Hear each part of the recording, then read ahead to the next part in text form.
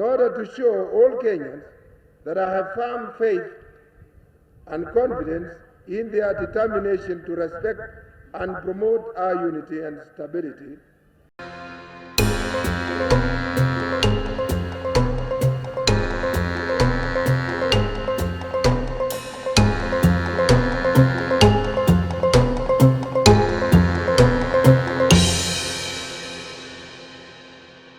Today, I tell you the tale of the Moise family, the making of a klepto-statesman. I am Jeph Kafka.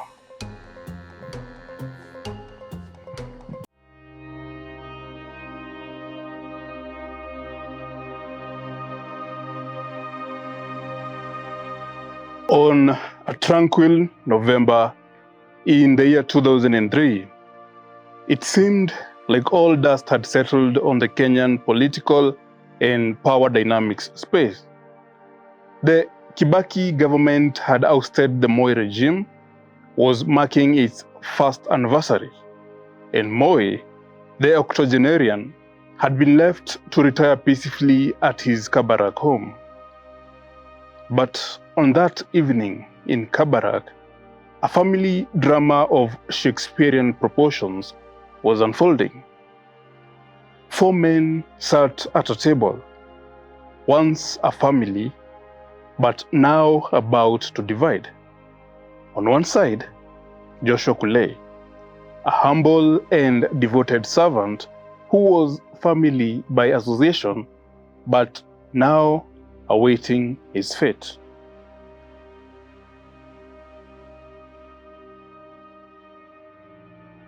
On the other side sat 2 brothers and their patriarch, Philip, Gideon, and the patriarch, the retired President Moi. The dynamics of the relationship were far from harmonious. On one side of this familial tableau, the elder statesman viewed Joshua through a lens of unwavering trust and steadfast loyalty. For over 2 decades, this unassuming servant had dedicated himself selflessly to the service of none other than the former president. Through thick and thin, he had stood by his side, unwavering in his loyalty, at a time when presidential power was theirs to wield. However, on the other side of this family divide, the sons of Moi, Philip and Gideon, held a starkly different perspective. With the retirement of their father, they regarded Joshua as an unnecessary appendage to their family, a relic of bygone days, a stumbling block to the continuance of the Moi Empire. The burning question at the heart of their discord was the fate of their family's vast wealth. With the determination of youth, Philip and Gideon believed themselves to be ready to assume control over the extensive fortune that was their birthright. In their eyes, Joshua Kulei's role as a guardian of the Moi Empire had run its course. As the deliberations ensued, Joshua, the quiet and unassuming servant, remained blinded by his unwavering allegiance to President Moi. He had hoped, perhaps naively, that the retired leader would stand by his side. Alas, it was not to be so. Tonight, they had to part ways. The sons felt that Joshua might be hiding some wealth since he had used the ex-president's name in most of his dealings. Joshua felt that the sons were demanding more than they deserved, as they were tearing into his personal assets as well.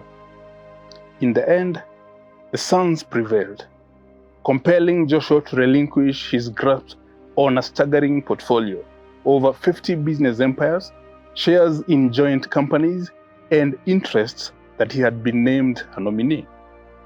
All and everything that he had faithfully safeguarded for the Moi family. The wealth, amounting to billions of Kenya shillings, was transferred to the enigmatic but secretive Samut Trust. Lo, the realm of the Moi's fortune is staggering in vastness, an empire beyond quantification. Moi, a billionaire by plundering Kenya's wealth, is so prodigious that even Forbes, the herald of affluence, has named his family as the richest Kenyans, second only to the Kenyattas. The sums amassed, surging into the billions of dollars, rival the plunder of notorious kleptocrats like Mobutu of Zaire, Jacob Zuma of South Africa, Yahya Jammeh of Gambia, Ben Ali of Tunisia, and their ilk, in a symphony of monumental avarice. Some parts of this vast wealth was known to the public, but most was shrouded in obscurity until an illuminating report surfaced. A report meticulously prepared by Kroll Associates UK Limited. This report was commissioned by the government of Kenya, who had sought the truth behind these covert transactions of the ex-president and his accomplices. However, the report was never made public. It was handed over to the Kenya Anti-Corruption Commission, more so for safekeeping than for prosecuting. Up to date, none of the people mentioned has ever been prosecuted or queried.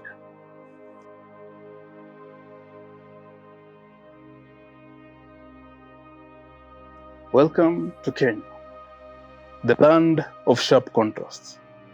50 billionaires, 50 million beggars. Where starting a business is harder than registering as a voter. Where justice is neither a blind nor a deaf maiden. She discerns money and hears those in power. Where politicians become overnight millionaires without ever producing, inventing, or even innovating a product. The two richest families are the families of the first and second presidents. Where financial crimes are tales we gather around to tell and listen to. Tales of fraud, tales of corruption, tales of state capture, tales of dynastic discord, tales of family feuds, tales of cyber scams, tales of crafty dealers, and the intricate webs of deceit that they weave. Today, I tell you the tale of the Moise family, the making of a Klepto-statesman. I am Jeph Kafka.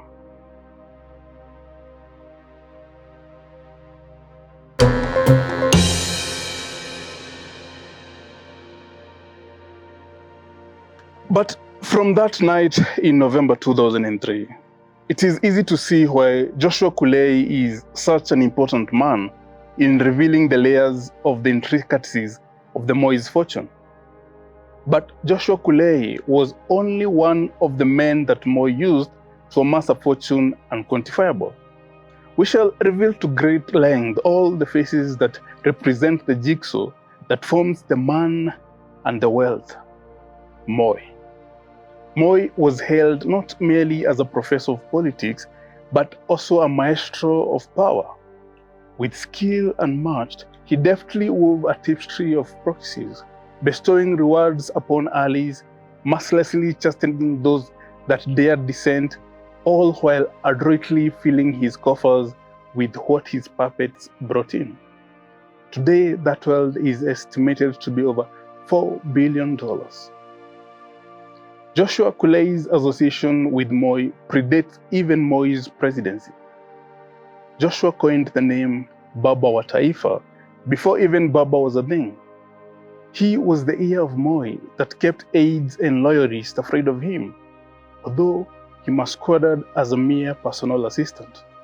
He kept the president's purse, rewarding those that composed songs in Moi's praise and those that Mtukufu wa Rais wished to honor.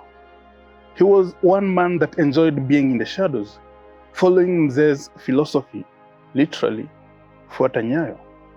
He played the unassuming underdog role with such precision and cunningness that while he served his master, he amassed his wealth on the side. He was a true subscriber to Jeshi la Mzee. He only came to the limelight to criticize anyone who questioned Baba wa Taifa and his leadership style, like when he was banned from entering the USA or when appearing in a court sermon.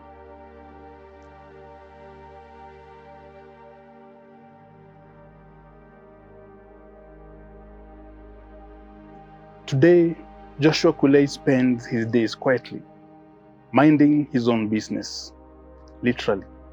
His business interests are under the Sovereign Group.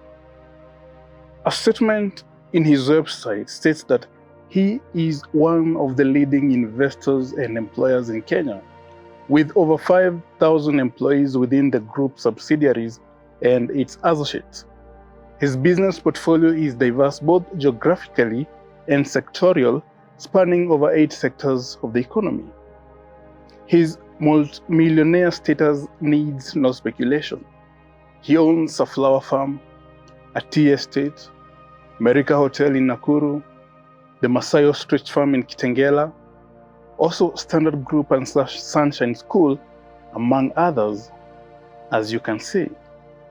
In an opinion I didn't expect to have, I could commend Mr. Kulei for investing in Kenya. If at all he employs over 5,000 people, and each one is paid a minimum of 30,000 shillings, it means he's contributing 150 million shillings in salaries every month, which goes to the normal Kenyans. He also contributes more indirectly to the suppliers of goods and services who supply to his companies, and also to the government agencies.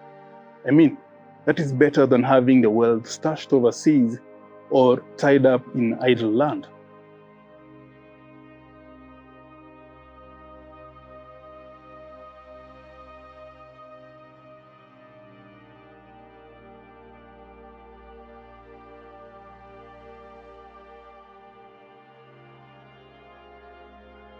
But let's not digress.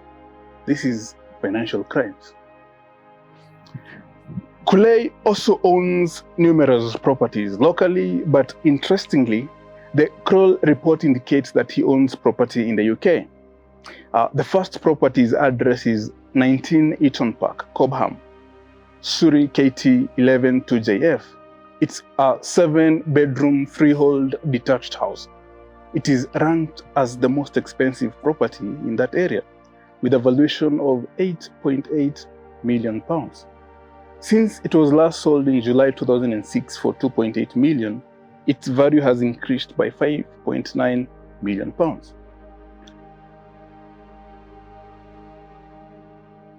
The second property is a flat in London, flat number 11 in Lordness Square, valued at £2 million.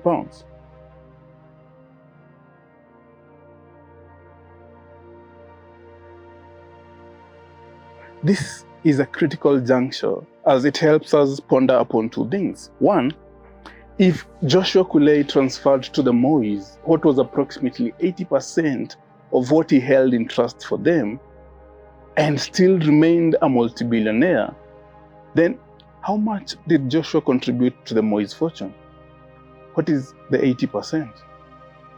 Second, according to one Mr. Mark Seymour, Kroll's senior consultant for Africa, in an interview with the Business Daily, he disclosed that Kroll's report on the looting by Moi was only 25% of the work done. So, what would be the result if they had completed the report? But how did Moi meet Joshua Kulei, you ask? That will be revealed in the next part, as we reveal the second phase of the men who contributed to the making of Moi's fortune, making of a Klepto-statesman. Subscribe, turn on the notifications, and share your views on the comment section.